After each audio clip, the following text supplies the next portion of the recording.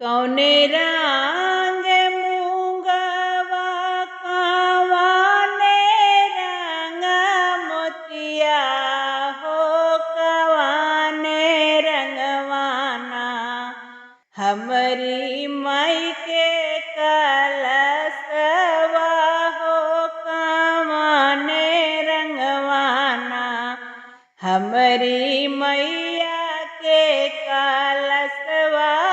हो कवाने रंगवाना लाल रंग मूंगवा सफेद रंग मोतिया हो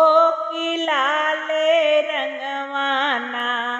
हमरी मैया के कलशवा हो कि लाल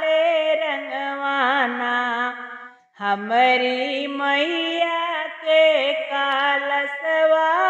हो कि लाल रंगवाना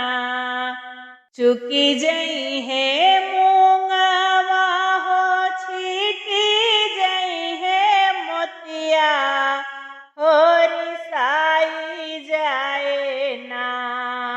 हो रिसाई जाए ना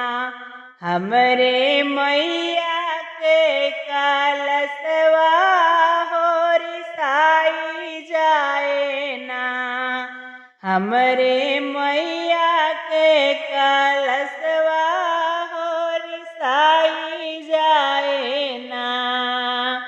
बिनले बई मूंगवा बटोरी ले बई मोतिया हो बनाई ले बैना हो बनाई ले बैना अपने मैया के कलशवा हो बनाई ले बैना अपने मैया के कलशवा हो बनाई ले बैना कौने रंग मूंगवा कवाने रंग मोतिया हो कवाने रंगवाना हमरी मैया के कलशवा हो कवाने रंगवाना हमरी मैया